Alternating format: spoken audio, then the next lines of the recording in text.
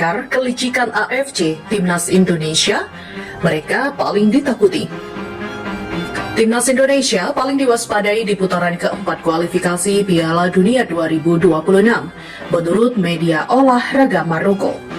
Kualifikasi Piala Dunia 2026 telah memasuki putaran keempat, dan seiring dengan itu, muncul berbagai analisis yang mencuri perhatian banyak pihak. Menurut salah satu pengamat sepak bola terkemuka di Maroko, Indonesia kini menjadi negara yang paling diwaspadai oleh lawan-lawan di grup B. Bahkan digadang-gadang memiliki peluang besar untuk lolos langsung ke Piala Dunia. Di sisi lain, ada juga anggapan bahwa Qatar yang sebelumnya dipandang sebagai salah satu tim yang lebih lemah, kini mendapatkan perlakuan istimewa dari Konfederasi Sepak Bola Asia AFC. Dalam kajian yang dilakukan oleh media olahraga di Maroko, Grup A dianggap menjadi milik Uni Emirat Arab yang dipandang memiliki peluang besar untuk lolos ke Piala Dunia berkat kualitas permainan mereka yang kuat. Di posisi kedua ada Oman, diikuti oleh Qatar yang dianggap sebagai tim dengan kualitas paling lemah. Sebaliknya, di grup B, Timnas Indonesia muncul sebagai tim yang paling berpotensi untuk lolos langsung berkat kedalaman skuad yang kuat dan permainan yang sulit diprediksi. Sedangkan Irak dan Arab Saudi masing-masing menempati posisi kedua dan ketiga dalam analisis tersebut. Meskipun demikian, sang analis dari Maroko mengingatkan bahwa kualitas tim bukan satu-satunya faktor penentu lolos ke Piala Dunia. Ia menyoroti potensi adanya campur tangan dalam skenario di luar lapangan yang dapat mempengaruhi hasil akhir. Qatar dan Arab Saudi, menurutnya, kemungkinan besar mendapatkan keuntungan atau keistimewaan tertentu dari AFC yang bisa mempengaruhi jalannya pertandingan. Kecurigaan terhadap Qatar dan keistimewaannya. Salah satu hal yang sangat mencurigakan adalah peradu wasit dalam pertandingan yang bisa saja merupakan utusan langsung dari AFC. Hal ini bisa mengarah pada dugaan adanya petampingan atau ketidakadilan dalam pengambilan keputusan. Ini menambah spekulasi bahwa skenario pertandingan bisa saja dipengaruhi oleh faktor luar yang tidak bisa dikontrol oleh tim-tim peserta, termasuk Timnas Indonesia.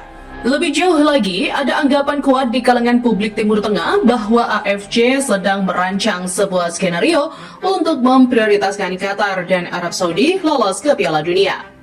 Ini semakin menguatkan anggapan bahwa Indonesia kini terperangkap dalam turnamen teluk, yang artinya Indonesia satu-satunya wakil Asia Tenggara yang tersisa dikelilingi oleh tim-tim Timur Tengah dalam satu grup yang sangat menantang. Indonesia, tim yang paling ditakuti. Ya, meski berada dalam situasi yang sulit, Indonesia justru menjadi negara yang paling ditakuti oleh lawan-lawannya di putaran keempat kualifikasi ini. Beberapa laporan mengungkapkan bahwa para petinggi sepak bola Qatar dengan sengaja menghindari bergabung dengan Indonesia di grup yang sama, bahkan memilih grup A bersama Uni Emirat Arab dan Oman yang dinilai lebih ringan. Mereka lebih memilih bertanding melawan tim yang lebih lemah daripada menghadapi skuad Garuda yang semakin kuat. Dalam analisis lebih lanjut, Indonesia dinilai memiliki kedalaman skuad yang lebih baik di setiap lini permainan dan menjadi tim yang sulit untuk diprediksi oleh lawannya. Timnas Indonesia juga menjadi satu-satunya tim yang dianggap mampu menguasai permainan dengan sangat baik, baik saat bertahan maupun menyerang.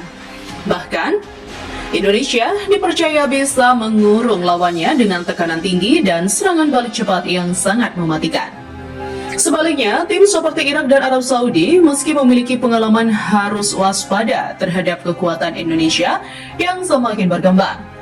Hal ini sejalan dengan prediksi tim media Timur Tengah yang menyebutkan bahwa meski Irak dan Arab Saudi memiliki peluang, sulit bagi mereka untuk mengalahkan Indonesia yang dianggap sebagai tim yang lebih kuat baik dari segi taktik maupun fisik. Skema yang tak terduga dan resiko skenario di luar lapangan. Namun, meskipun Timnas Indonesia memiliki kualitas permainan yang luar biasa, tantangan terbesar yang dihadapi adalah ancaman dari potensi campur tangan luar lapangan. Banyak yang percaya bahwa keputusan-keputusan yang diambil oleh AFC dalam penempatan grup dan penunjukan wasit dapat mempengaruhi jalannya pertandingan. Oleh karena itu, meski Indonesia diprediksi memiliki peluang besar untuk lolos, mereka harus siap menghadapi hambatan-hambatan tersembunyi yang bisa menghalangi jalan mereka ke Piala Dunia 2026. Kualitas permainan Indonesia yang semakin menonjol ditambah dengan strategi yang kuat dan kedalaman skuad yang mumpuni menjadikan mereka tim yang paling ditakuti di putaran keempat kualifikasi Piala Dunia 2026 zona Asia. Namun dalam kompetisi ini Indonesia tidak hanya harus bertarung di lapangan, tetapi juga menghadapi tantangan dari skenario luar lapangan yang penuh ketidakpastian.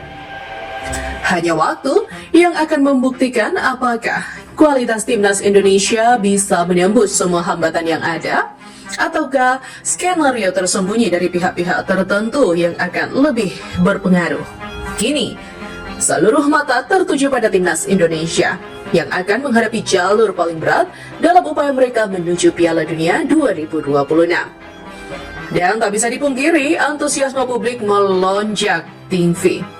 Euforia wajar, mengingat pencapaian ini belum pernah terjadi sebelumnya. Lolos ke putaran keempat adalah pencapaian besar. Tapi, langkah selanjutnya harus diiringi dengan kedewasaan dalam melihat hasil.